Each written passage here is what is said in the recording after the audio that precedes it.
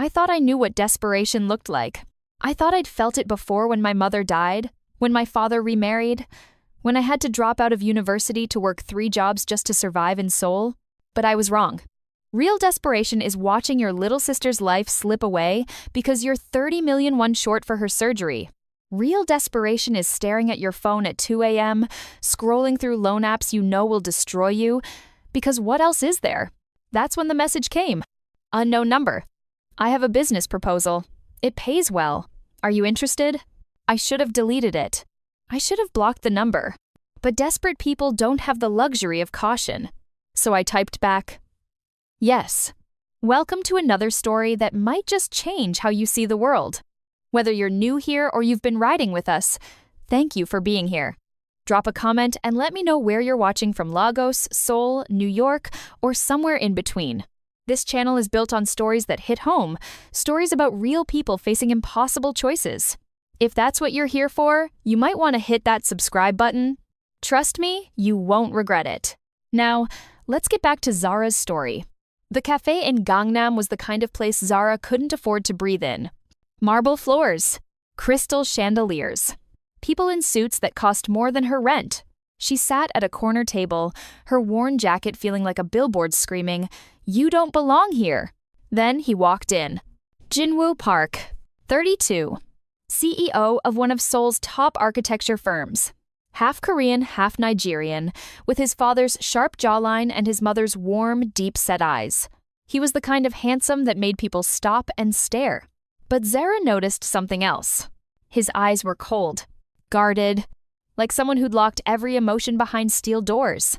He sat down without greeting her. No smile, no handshake, just straight to business. "Zara Adeyemi?" he asked, his voice calm, measured, with a slight Korean accent. She nodded. "Jin-woo Park," he said. "Let's not waste time. I need a fiancé." For 3 months, my family both sides are pressuring me to settle down. My Korean grandmother wants to see me married before she passes. My Nigerian relatives think I'm too focused on work. I need them to stop. Zara's heart pounded. This wasn't real. This couldn't be real. "You'll attend family events," he continued. "Play the role convincingly. In return, I'll pay you 30 million won up front. Another 30 million won when it's over." Her hands trembled under the table. That was exactly what she needed. Down to the last one. "Why me?" Zara asked, her voice barely above a whisper. Jin-woo leaned back, studying her like she was a blueprint he was analyzing. "Because you're mixed too," he said. "Half Nigerian, half Korean. You understand both worlds. You speak both languages, you can navigate both families without raising suspicion." He paused. "And when this ends, you'll disappear back to Lagos. No complications, no ties to my world." Zara's stomach twisted. He'd researched her. He knew she was living in Seoul on an expired visa, working under the table, barely surviving. He knew she had nowhere else to go. He knew she was trapped. She started, then stopped. Her sister's face flashed in her mind. Pale, weak, dying. "I'll do it," she said. Jin-woo slid a folder across the table. "You'll sign a non-disclosure agreement," he said. "If you tell anyone about this arrangement, you forfeit the payment and face legal action. You'll move into my guest apartment tomorrow. We'll spend the next week rehearsing our story, how we met, how long we've been together, what we like about each other. Every detail has to be perfect." Zara opened the folder. Pages of legal terms she barely understood. But at the bottom of the first page, she saw it. Payment terms: 30 million upon signing. 30 million upon completion? Her vision blurred. This was her sister's life. Right there. In black and white. She picked up the pen. And signed. I walked out of that cafe with 30 million in my bank account and a weight on my chest I couldn't name. It felt like I'd just sold something I couldn't get back. Not my time. Not my dignity. Something deeper. On the subway back to my tiny apartment, I stared at my reflection in the dark window. Half Nigerian, half Korean. Never quite fitting in anywhere. Too African for Korea. Too Korean for Nigeria. And now I was going to pretend to love a man who'd chosen me specifically because I could disappear without a trace. My phone buzzed. A message from Jin-woo. Car will pick you up tomorrow at 9 a.m. Pack light, formal clothes required. No warmth. No reassurance. Just instructions. I closed my eyes and tried not to think about what I'd just agreed to. The next morning, a black luxury car arrived exactly at 9 a.m. The driver didn't speak, just opened the door and drove her across Seoul to a neighborhood Zara had only seen in dramas. High-rise buildings with doormen. Streets lined with luxury cars. The kind of place where people like her only came to clean or deliver food. They pulled up to a sleek glass building. 40 floors. Jin-woo's apartment was on the 38th. When the elevator doors opened, he was waiting in the hallway. Still in a suit. Still expressionless. "Your room is on the left," he said, not looking at her. "Dinner is at 7 p.m. with my mother and grandmother. We have 6 hours to prepare." Zara followed him inside, her small suitcase feeling pathetic in the massive, minimalist space. Everything was white, black, or glass. Cold. Terrala. Like a museum, not a home. Jin-woo sat across from her at his glass dining table with a stack of note cards. "We met 6 months ago at a cultural exchange event hosted by the Korean African Business Association," he said, sliding the first card toward her. "I was giving a speech about bridging communities through architecture. You were there representing a nonprofit. We started talking afterward. You spoke Korean with a Lagos accent. I found it charming." He said the word charming like it tasted bad. Zara picked up the card and read the details. "Our first date, Bukchon Hanok Village. What I love about you, your passion for helping others, your ability to see beauty in both worlds. What you love about me, my dedication, my quiet strength. It was all so perfectly crafted, so completely fake. Memorize these by tonight," Jin-woo said, standing. "My family will ask questions. If you hesitate even once, they'll know." Then he walked away, leaving Zara alone with a stack of lies and a contract she couldn't break. The restaurant was the kind where silence cost more than noise. White tablecloths. Waiters who moved like ghosts. A private room with a view of the Han River glittering below. Zara's hands were sweating. She'd changed 3 times before settling on a simple black dress, modest enough for a first meeting, expensive enough that Jin-woo's assistant had to buy it for her. Jin-woo sat beside her, his hand resting on the table near hers. Close enough to look intimate, far enough that they weren't actually touching. Then the door opened. 2 women entered. The first was Jin-woo's mother, Mrs. Park. Korean, early 60s. Elegant in a way that felt weaponized, perfect posture, perfect makeup, perfect silence. The second was his grandmother, Halmoni Park. Smaller, frailer, but her eyes were sharp, missing nothing. Halmoni Park spoke first, in Korean. "So this is the girl my grandson has been hiding." Her tone wasn't warm. It wasn't cold either. Just assessing. Zara stood and bowed deeply, the way Jin-woo had taught her. "안녕하세요, Harmony," she said. "It's an honor to meet you." The old woman's eyebrows lifted slightly. "Your Korean is good," she said, "but I hear Lagos underneath it." Zara's heart hammered. "Yes, Halmoni, I was born there, but my mother made sure I learned Korean. She always said I should know both sides of myself." It wasn't entirely a lie. Her mother had taught her Korean before she died. But the rest, the warmth, the pride in her heritage, that was performance. Halmoni Park sat down slowly. "And your mother? Where is she now?" "She passed away when I was 15, Zara said quietly. Something flickered in the old woman's eyes. Not sympathy. Recognition. Mrs. Park hadn't said a word yet. She sat across from Zara, fingers laced together, watching like a judge waiting for a defendant to slip. Finally, she spoke. In English. Crisp. Perfect. "Tell me, Zara, what do you do for work?" The question was a landmine. They'd prepared for this. "I work for a nonprofit," Zara said, keeping her voice steady. "We help immigrant communities navigate legal and healthcare systems. Most of our clients are from Africa." "And you met my son at a business event?" Mrs. Park's eyes narrowed. "That seems unlikely. Jin-woo rarely attends such things." "It was 6 months ago." Jin-woo cut in smoothly. "The Korean African Business Association Gala. I was invited to speak about cross-cultural architecture projects. I almost didn't go." He glanced at Zara. For the first time, his expression softened. Just slightly. Just enough. But I'm glad I did. Halmoni Park reached across the table and took Zara's hand. Her grip was surprisingly strong. "You're not what I expected," she said in Korean.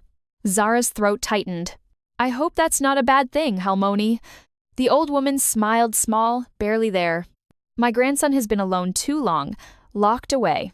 After that girl broke his heart, he stopped letting people in. But you," she squeezed Zara's hand, "you make him look alive again." Zara wanted to pull away, wanted to scream that it was all fake, that she was being paid to make him look alive. But instead, she smiled. "He makes me feel like I finally belong somewhere." The lie tasted like ash. Across the table, Mrs. Park's expression didn't change. But Zara saw it, the flicker of doubt in her eyes. She didn't believe them. Not yet. Dinner lasted 2 hours. 2 hours of performing, of answering questions about their first date, their favorite memories, what Jin-woo was like when they were alone. Zara's face hurt from smiling. When it finally ended, Jin-woo's driver took his mother and grandmother home. Jin-woo and Zara sat in his car in the parking garage. Silent. Exhausted. "You did well," he said finally. His voice was flat. "No warmth. No gratitude. Just an assessment." "Your grandmother believed us," Zara said. "My mother didn't." He started the car. "She'll come around. Or she won't. Either way, we have 2 months and 3 weeks left." The words hit Zara like a slap. 2 months and 3 weeks. That's all this was. A countdown. I couldn't sleep that night. I lay in the guest room of Jin-woo's apartment, a room bigger than my entire place in Itaewon, and stared at the ceiling. My phone buzzed. A message from my sister's nurse in Lagos. "Surgery scheduled for next week. Payment confirmed." "She's going to make it, Zara. You saved her life." I should have felt relief. Joy? Something, but all I felt was hollow. I'd saved my sister by selling pieces of myself to a man who looked at me like I was a contract, not a person. I thought about his grandmother's smile, the way she'd held my hand, the way she'd said, "You make him look alive again." And I wondered how many more lies I'd have to tell before this was over. The next morning, Jin-woo left a schedule on the kitchen counter. Week 1, family dinners, Korean side, Tuesday, Thursday. Week 2, church service with Halmoni, Sunday. Week 3, Aunt Ngozie's birthday party, Nigerian side. Week 4, Chuseok preparation. It went on. Every week mapped out. Every event color-coded. Zara stared at it over coffee she didn't remember making. This was her life now. A performance scheduled down to the hour. Jin-woo appeared in the doorway, already dressed for work. "My assistant will take you shopping today," he said. "You'll need appropriate clothing for each event. Give her your measurements." "I have clothes," Zara said. "Not for this, you don't." He grabbed his briefcase, paused at the door. "And Zara, when we're around my family, call me Appa or Jagia. It's what they'll expect."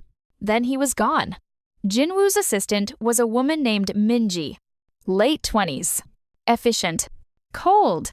She took Zara to department stores in Gangnam that didn't have price tags, because if you had to ask, you couldn't afford it. "Mr. Park wants you to look appropriate for both families," Minji said, pulling dresses off racks without asking Zara's opinion. "Conservative for Korean events, colorful for Nigerian gatherings, nothing too revealing, nothing too plain." She held up a hanbok. "Custom-made. Silk. You'll wear this for Chuseok," Minji said. "It's already been altered to your measurements." "How do you have my measurements?" Zara asked. Minji didn't answer. Just moved to the next rack. By the end of the day, Zara had 12 shopping bags. Clothes worth more than she'd earned in a year. All of them bought to help her pretend to be someone she wasn't. If you're still watching, take a quick minute and hit that subscribe button. These stories take time to craft, and your support keeps them coming. Let's continue. That night, there was another family dinner, this time with Jin-woo's Nigerian side. His Aunt Ngozi lived in Itaewon, in an apartment that smelled like egusi soup and sounded like home. The moment Zara walked in, she was wrapped in a hug so tight it hurt. "Ah, so you're the one," Aunt Ngozi said in Yoruba, then switched to English. "Jin-woo, you didn't tell me she was this beautiful." The apartment was full of people. Cousins. Friends. Neighbors who'd heard there was a new girl and came to investigate. It was loud, warm, chaotic. Everything Jin-woo's apartment wasn't. And for the first time since signing that contract, Zara felt like she could breathe. Aunt Nosy pulled Zara into the kitchen while the others ate. "Let me look at you properly," she said, holding Zara's face between her hands. Her eyes were kind, but sharp. "You're Yoruba?" she asked. "Yes, Ma. My father is from Ibadan." "And your mother was Korean?" "Yes, Ma." Aunt Ngozi nodded slowly. "You know, Jin-woo's mother was Nigerian too. Beautiful woman. But she left when he was 12, went back to Lagos and never came back. That boy has been caught between two worlds his whole life, never feeling like he belonged to either." She released Zara's face. His Korean family raised him to be Korean, taught him to hide the African parts of himself. And now, here you are, both worlds in one person. You understand what that's like, don't you? Zara's chest tightened. "Yes, Ma." "I do." "Good." Aunt Ngozi smiled. "Then maybe you can teach him it's okay to be both." 3 weeks into the arrangement, Zara started noticing things about Jin-woo that weren't in the contract. The way he always made 2 cups of coffee in the morning, even though he never asked if she wanted one. The way he'd leave post-it notes on the fridge, reminding her about family events, written in both Korean and English. The way his jaw tightened whenever his mother called. They'd fallen into a routine. Breakfast in silence. Him leaving for work. Her spending days preparing for whatever performance came next. Evenings rehearsing their story, adding details, making the lie more believable. But something was shifting. The touches during family dinners lasted a second longer. The smiles felt less forced. And once, just once, she caught him watching her with an expression she couldn't read.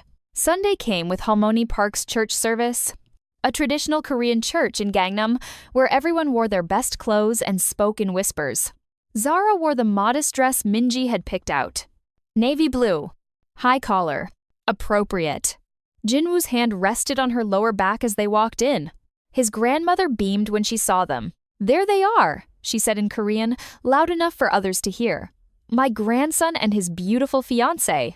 The word hit Zara like ice water. Fiancée. They hadn't used that word before. Girlfriend, yes. Partner, sometimes. But fiancé? She glanced at Jin-woo.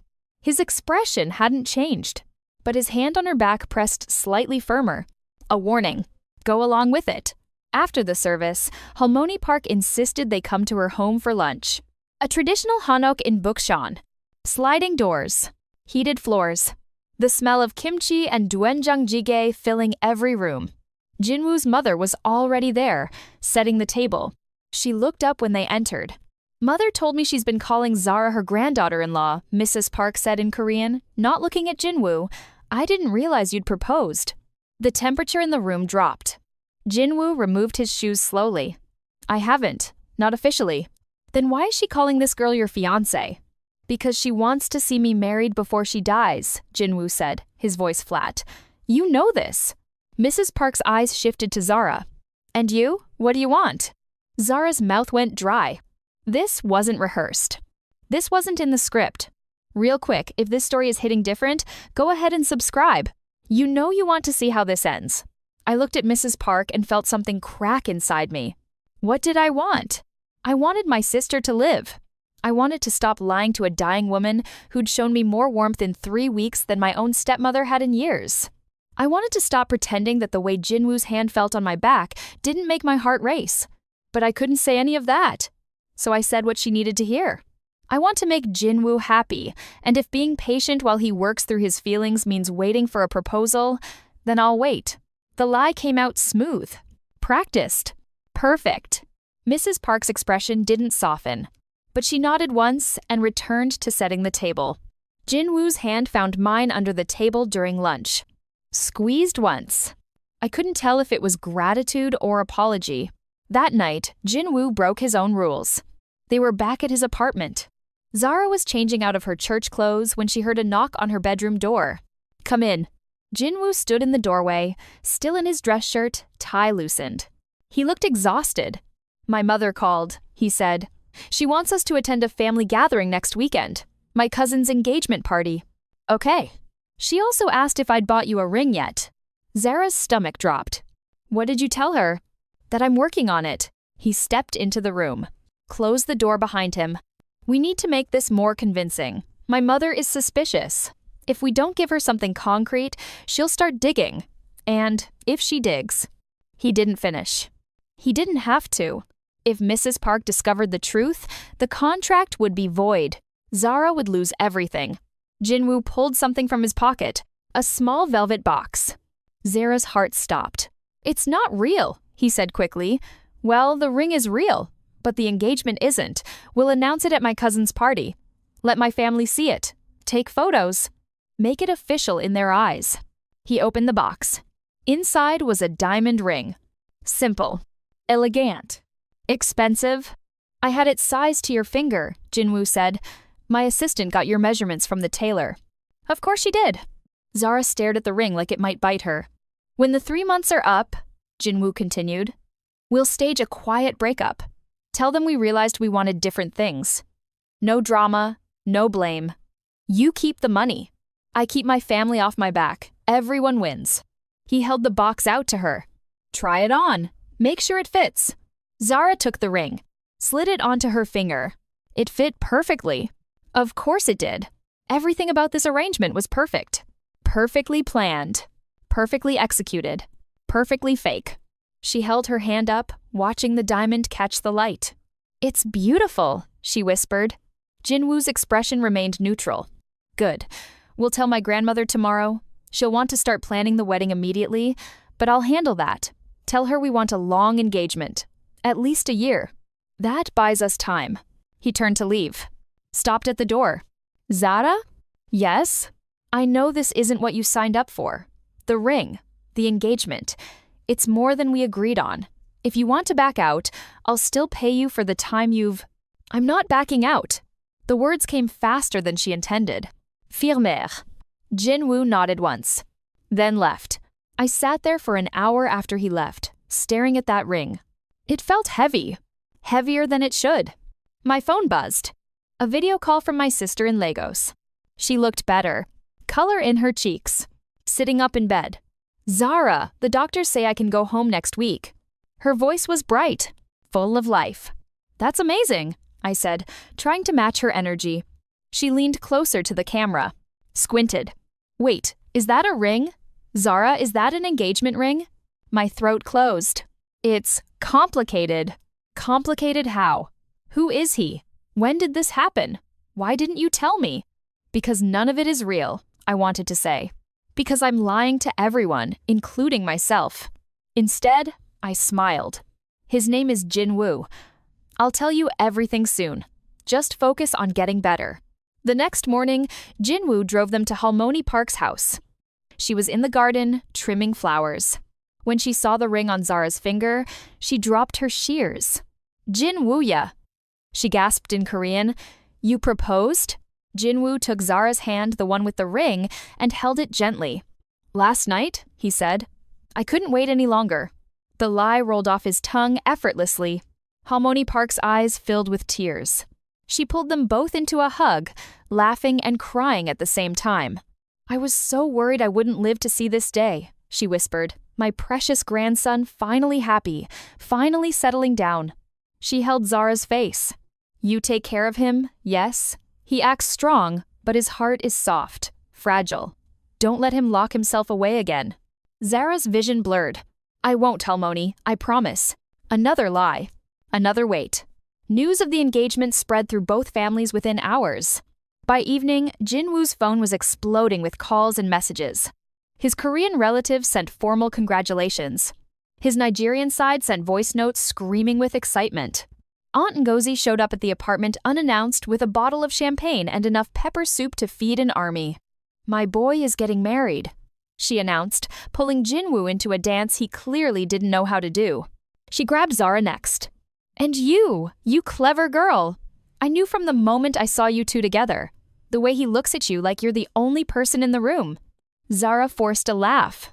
He's very focused. Focused? Child. That boy is in love. He just doesn't know it yet.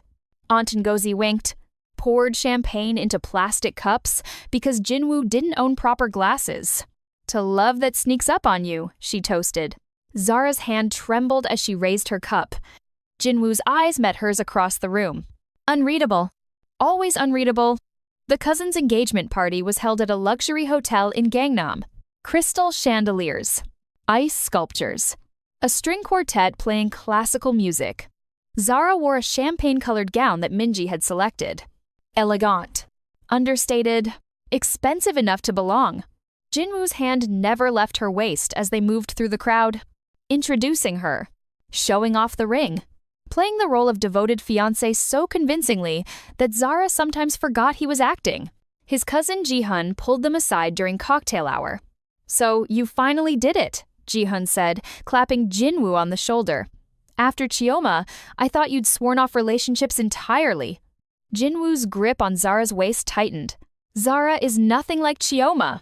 Clearly. Ji-hun smiled at Zara. She actually stayed. The comment hung in the air like smoke. Later, Zara excused herself to the restroom. She needed air. Space. A moment without performing. She was reapplying lipstick when Mrs. Park walked in. They were alone. "That dress suits you," Mrs. Park said, washing her hands at the next sink. "Thank you." Silence stretched between them. Then, Mrs. Park spoke again. Chioma wore champagne to her engagement party too. Jin-woo picked it out for her, said it made her skin glow. Zara's hand froze. Mrs. Park dried her hand slowly, deliberately. "My son has a pattern. He falls fast, builds his entire world around someone, and when they leave, he shatters. I watched him barely survive it the first time. I won't watch him go through that again." She turned to face Zara directly. "So tell me the truth. Are you here because you love him, or because you need him?" I met Mrs. Park's eyes in the mirror. For a moment, I considered telling her everything. The contract. The money. The dying sister. The elaborate lie we'd built together. But then I thought about Halmoni Park's smile. About my sister's surgery. About Jin-woo's carefully constructed walls that I was only beginning to understand. So I lied. Again. "I'm here because your son makes me feel seen. Not as half of something, but as whole. He understands what it's like to exist between worlds. And yes, I need him, but not in the way you think." Mrs. Park studied me for a long moment, then nodded once. "Good, because if you hurt him, I will make sure you regret ever stepping foot in Seoul." She left. I gripped the edge of the sink until my knuckles went white. When Zara returned to the ballroom, Jin-woo was standing alone on the balcony. The party continued inside without him. She stepped outside. The November air was cold. "Your mother cornered me in the bathroom," Zara said.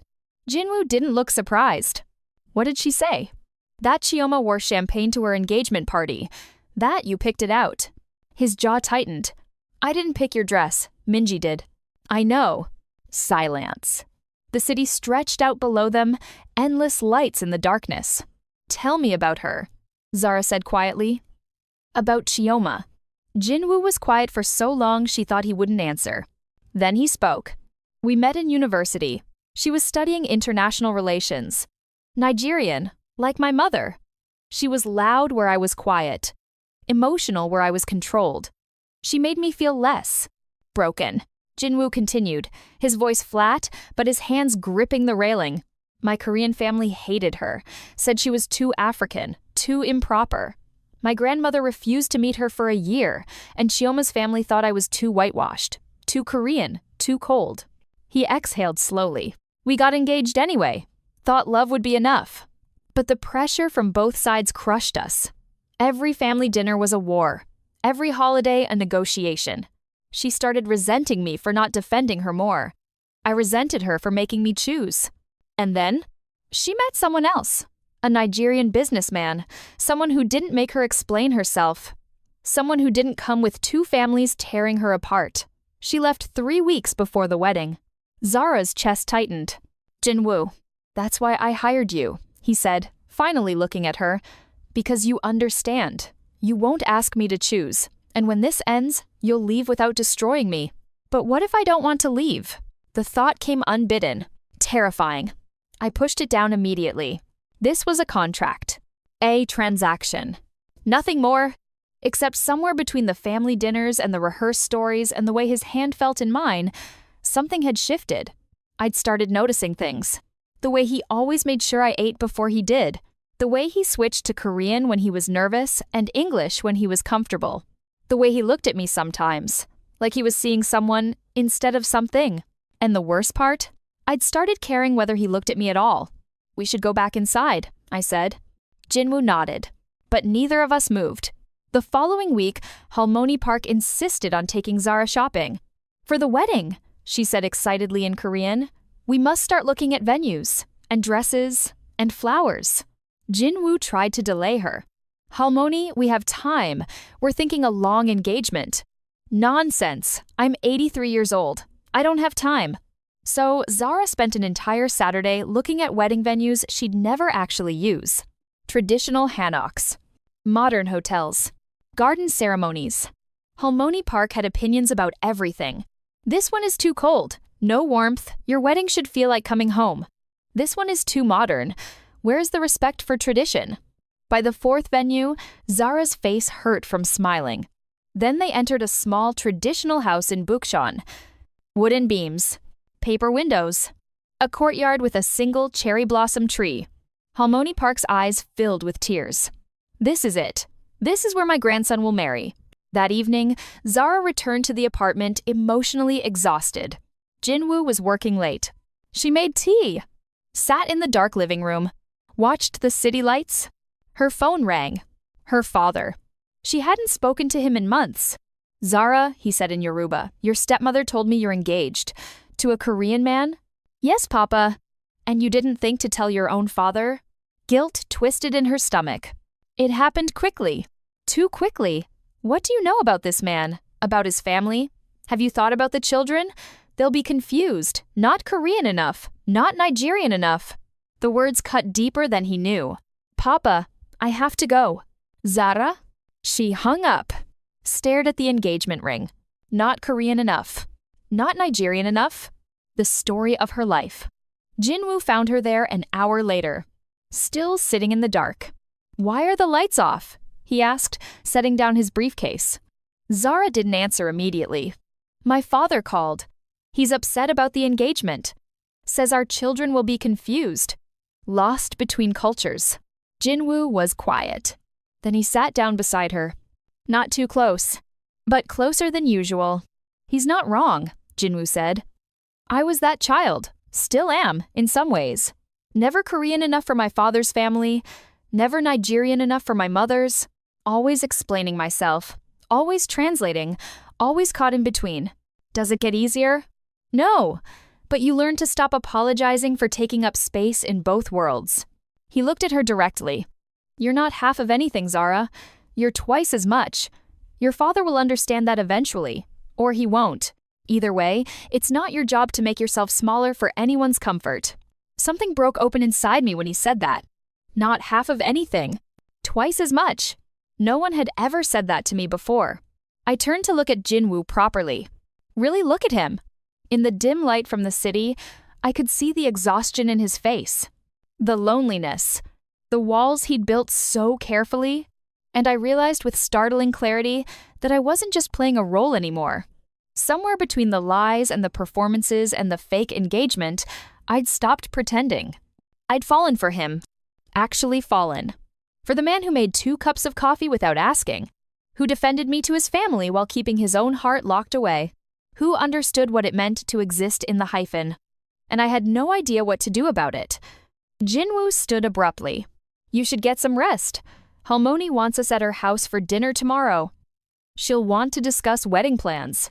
Back to business. Back to the contract." Zara nodded. "Jin-woo?" He paused. "Thank you. For what you said. About being twice as much." His expression softened for just a moment. "I meant it." Then he disappeared into his room, leaving Zara alone with the weight of feelings she wasn't supposed to have. She looked at the ring on her finger. 8 weeks left. 8 weeks until this ended. 8 weeks to figure out how to walk away from something that had started as a lie, but was beginning to feel like the most honest thing in her life. Week 9 arrived with Seoul's first real snow. Zara woke to Jin-woo standing at the living room window, coffee in hand, watching the city turn white. He didn't hear her approach. "You're up early," she said. He turned, startled. For a moment, his guard was down. She saw something in his face, something raw and unprotected. Then it vanished. "Couldn't sleep," he said. "Halmoni's doctor called last night. Her condition is worsening. They're saying weeks, maybe days." Zara's heart dropped. "Jin-woo, I'm so sorry." He set down his coffee cup with deliberate precision. "She wants to see us married before she dies. Not engaged. Married. She asked me this morning if we could move up the wedding." The words hung between them like a blade. "What did you tell her?" Jin-woo ran his hand through his hair. A gesture Zara had learned meant he was struggling. "I told her we'd think about it. But Zara, we can't actually get married. That wasn't the agreement. The contract ends in 4 weeks. You go back to Lagos. I tell my family we grew apart. Clean break. But your grandmother will die believing I'm happy. That was always the plan." His voice was hollow. Empty. Zara stepped closer. "What if we did it?" Jin-woo looked at her like she'd spoken a different language. "What?" "A wedding. Small, just immediate family. We don't have to legally register it. Just the ceremony. Give her what she wants to see." "That's insane." "Is it? We've already lied about everything else. What's one more performance?"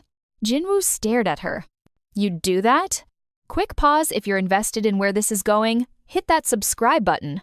You'll want to see how this ends. The truth was, I shouldn't have offered. It went against everything logical. Extended the lie. Made the eventual ending harder. But when I looked at Jin-woo's face, saw the pain he was trying to hide, I couldn't stop myself. His grandmother had shown me more kindness in 2 months than most people had in my entire life. And Jin-woo? He'd become something I hadn't expected. Not just an employer. Not just a convenient arrangement. Someone I cared about. Someone whose pain felt like my own. "Yes," I said. "I'd do that. For her. And for you." Jin-woo's defenses cracked just slightly. "The contract would need to be extended. I'd pay you." "I don't want more money." He blinked. "Then why?" "Because I'm in love with you," I thought. "Because it's the right thing to do," I said. 3 days later, they stood in Halmoni Park's hospital room. She'd been admitted the night before. Pale. Weak. But her eyes still sharp. "You're really doing this?" she asked in Korean, her voice thin. "Getting married next week?" Jin-woo held her hand. "Yes, Halmoni, at the venue you chose. The hanok with the cherry blossom tree." Tears rolled down the old woman's face. "I thought I wouldn't live to see it." "You will," Jin-woo said firmly. "We'll bring the ceremony to you if we have to." Halmoni Park looked at Zara, reached for her hand. "You love him, yes? Truly?" Zara's throat closed. The lie should have come easily by now. But standing there, watching this woman fight to stay alive just to see her grandson happy, the words felt heavier than anything she'd ever said. "Yes, Halmoni, I love him." And this time, it wasn't entirely a lie. The next week was chaos. Minji coordinated everything with military precision. Wedding dress fittings, photographer, florist, caterer. A traditional Korean ceremony followed by a small Nigerian reception. Aunt Ngozi took over the reception planning entirely. "You think I'm letting my nephew get married without proper celebration? We need jollof rice, suya, chin-chin, and a DJ who knows what he's doing." Mrs. Park fought her on every detail. "This is a Korean wedding. We need tok, japchae, traditional music. The boy is half Nigerian and half Korean." Jin-woo and Zara sat in his apartment, listening to them argue over speakerphone. "This is your fault," Jin-woo said, but there was no heat in it. For the first time since Zara had met him, he almost smiled. "Our wedding is going to be chaos," Zara said. "It's not a real wedding." But even as he said it, something in his voice wavered. 2 nights before the ceremony, Zara couldn't sleep. She found Jin-woo in his home office. Papers spread everywhere. He was writing something by hand. "What's that?" she asked. He looked up, caught. "Vows. For the ceremony. I thought we should have something prepared. Make it convincing." Zara sat down across from him. "Can I see?" Jin-woo hesitated, then slid the paper across the desk. His handwriting was precise, controlled. But the words, "I promise to see you. All of you. Not half of one thing or another, but whole. Complete. Enough." Zara's vision blurred. Jin-woo, this is… too much? Perfect. Their eyes met. Held. Something electric passed between them. Something that felt dangerous and inevitable all at once. Jin-woo cleared his throat. Looked away first. You should write yours too. We'll practice tomorrow. The night before the wedding, Aunt Ngozi insisted on a traditional Nigerian pre-wedding ceremony. She gathered the women in her apartment. Zara's sister had flown in from Lagos, healthy and glowing. Jin-woo's female cousins. Even Mrs. Park attended, though she sat stiffly in the corner. Aunt Ngozi anointed Zara with oils. Blessed her in Yoruba. Gave her advice about marriage that made everyone laugh. Men are simple creatures. Feed them. Love them. Don't let them think they're smarter than you. Zara's sister pulled her aside during the celebration. I'm so happy for you, she whispered.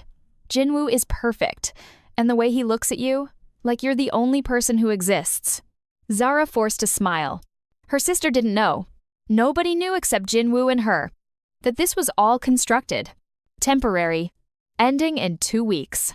Across town, Jin-woo sat with his Korean male relatives. His father had flown in from Busan, a man Jin-woo rarely spoke about. Cold. Distant. Disapproving. So you're actually going through with this, his father said in Korean. Marrying another Nigerian girl, after what happened with Chioma. Jin-woo's jaw tightened. Zara is nothing like Chioma. They're all the same. Emotional, impulsive. She'll leave you just like your mother did. Just like Chioma did. Ji-hun stepped in. Uncle, that's enough. But Jin-woo stood. You're wrong about her.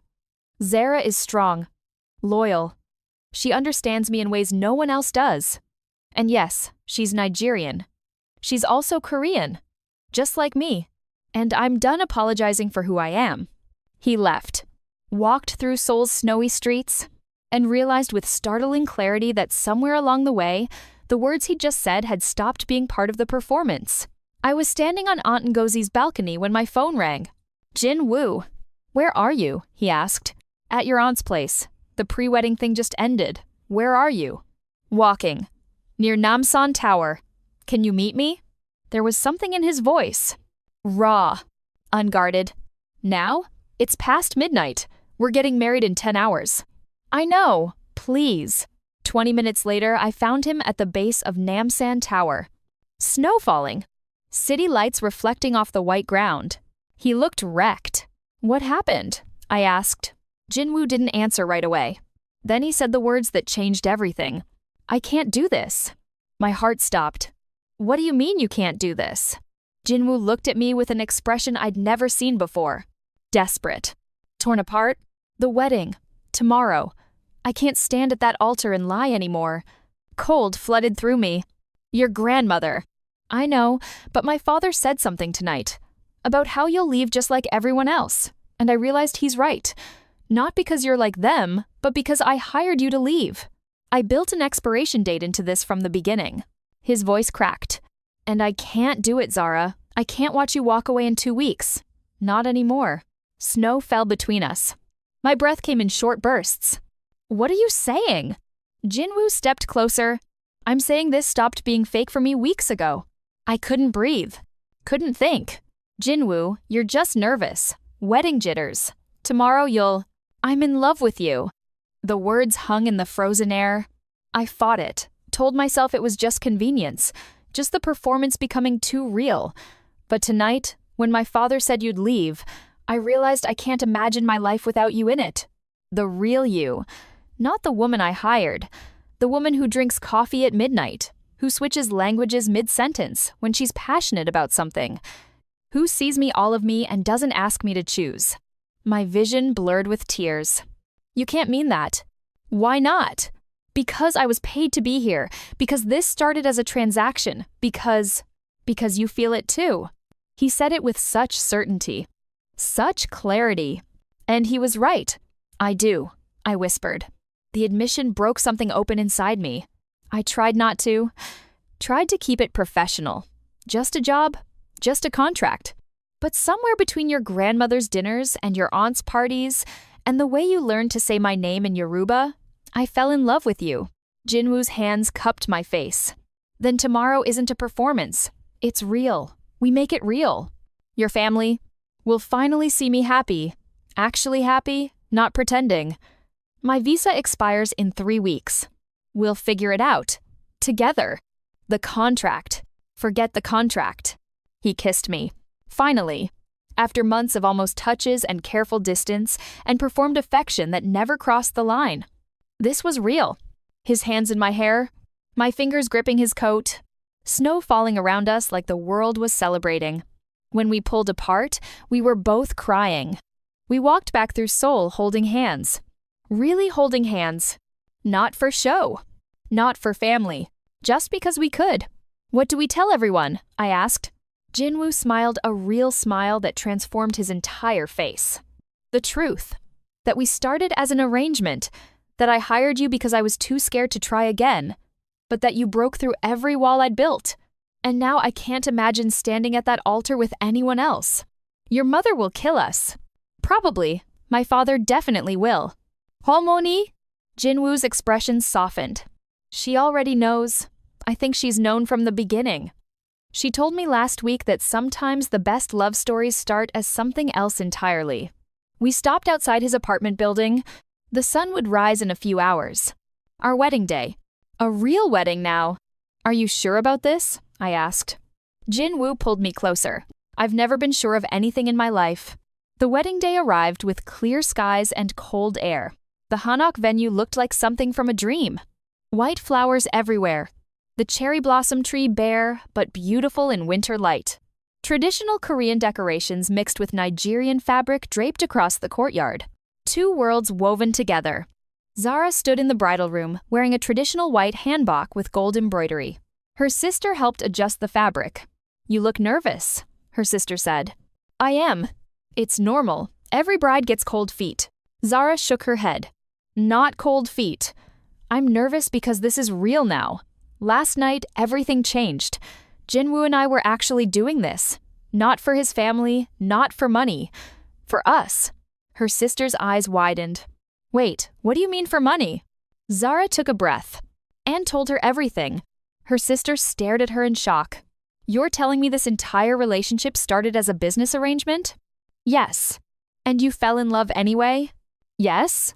Her sister laughed. Actually laughed. Zara, that's insane. That's like something from a drama. I know. Does his family know? Not yet. We're telling them after the ceremony. Jin-woo wants to marry me first. Make it real. Then deal with the fallout. Her sister hugged her tightly. You saved my life with that money, and somehow you found yours.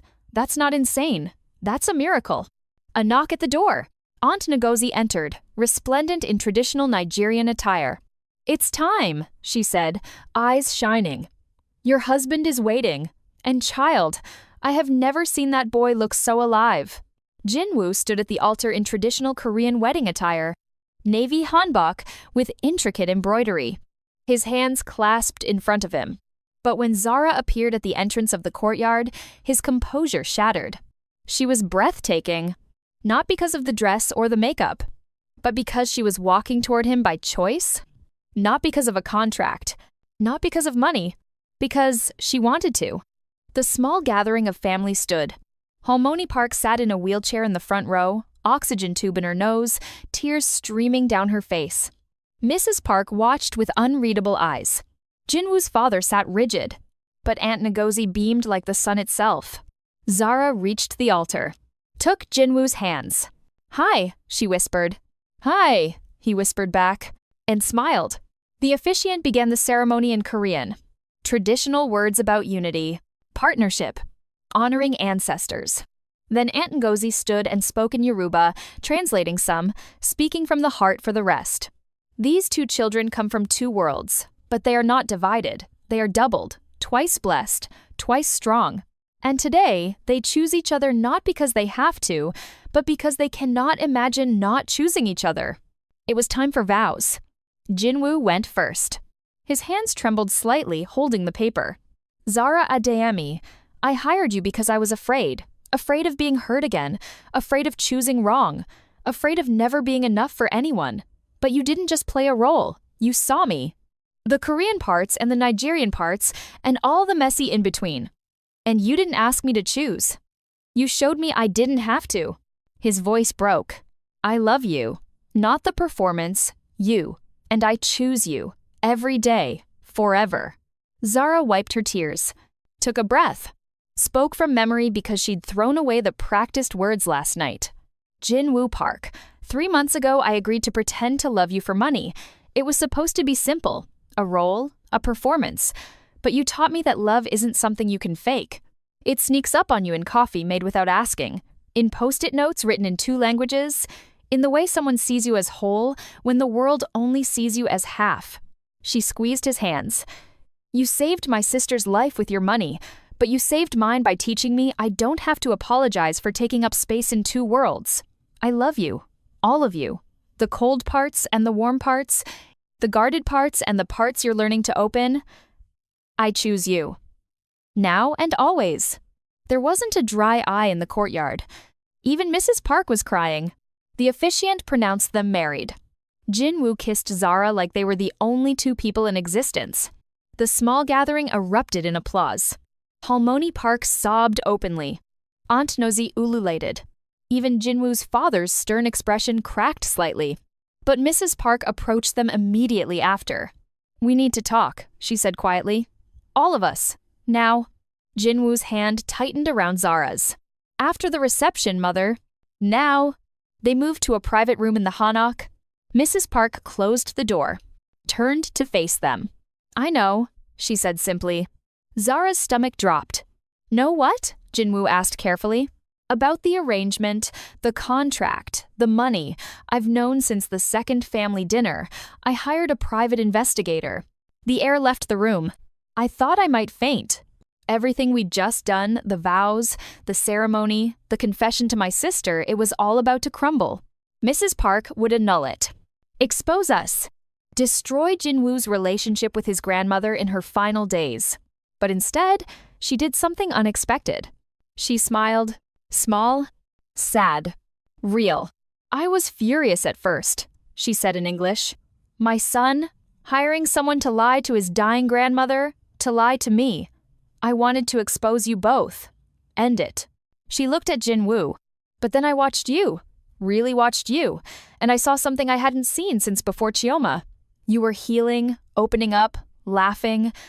And Zara, she turned to me, you weren't performing. Not after the first few weeks. You were falling in love with my son. I could see it, even when you couldn't. Jin-woo found his voice first. You knew? This entire time? Yes, and I said nothing because you were finally happy, both of you. The arrangement became real. The performance became truth.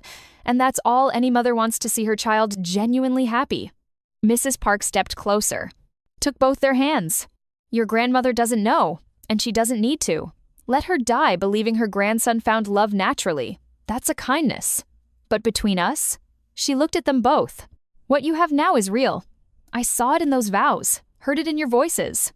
So yes, it started as a lie, but it became the most honest thing either of you has ever done. Zara's tears returned. Thank you, she whispered. Mrs. Park nodded. Welcome to the family. Actually, welcome. Not as an arrangement, but as my daughter-in-law. She left. Jin-woo and Zara stood there, stunned. Then started laughing. Relief, joy, disbelief. The reception was everything Aunt Nosy promised. Jollof rice and japchae side by side. Korean traditional music followed by Afrobeats. Guests dancing in ways that defied cultural boundaries.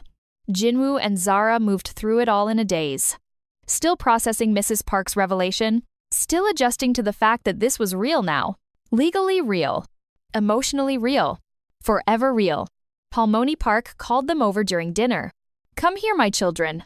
They knelt beside her wheelchair. She took their hands, placed them together. I'm ready now, she said softly in Korean. I can go in peace. You found each other. You found yourselves. That's all I wanted. Halmoni, don't talk like that, Jin-woo started. Shh. Listen to your grandmother one last time. Love is not about being perfect.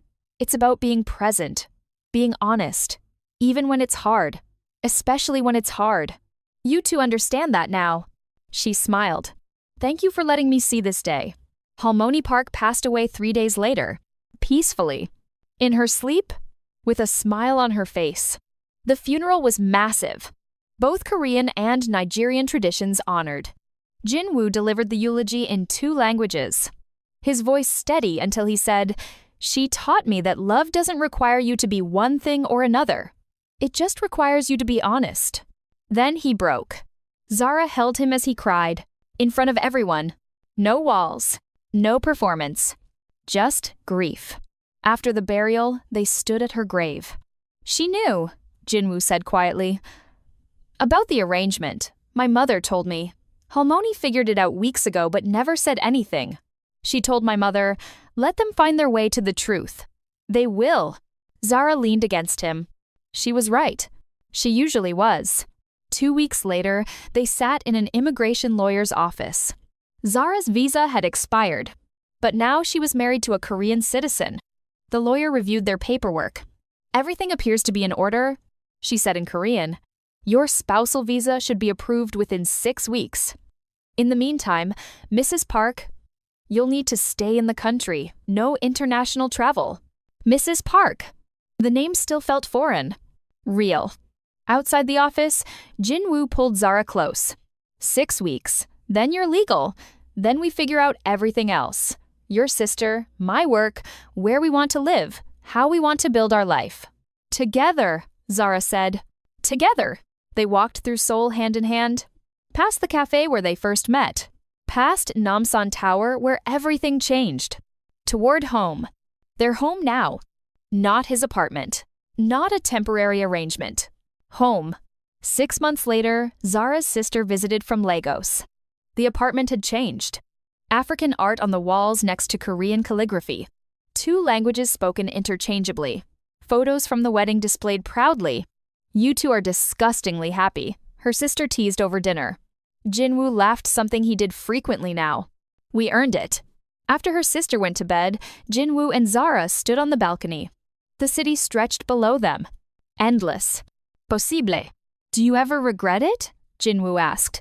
"How we started?" Zara considered. "No, because if we'd met normally, would we have given each other a chance? You were too guarded. I was too desperate. The arrangement forced us to see each other before we could judge each other. It gave us time. Time to fall in love. Time to become ourselves first. Then fall in love." Jin-woo kissed her forehead. "Best business decision I ever made. Worst contract you ever wrote. No exit clause that actually worked." They laughed. Below them, Seoul glittered. Above them, stars emerged. Between them, something that started as a lie had become the truest thing either of them had ever known. Thank you for being part of Zara and Jin-woo's journey. If this story touched you, hit that subscribe button right now. Drop a comment telling me which moment hit you hardest, the fake proposal, the real confession, or the grandmother's blessing. Like this video if you believe that sometimes the best love stories start in the most unexpected ways. And remember, you're not half of anything. You're twice as much. Stay connected. More stories coming soon. Until next time.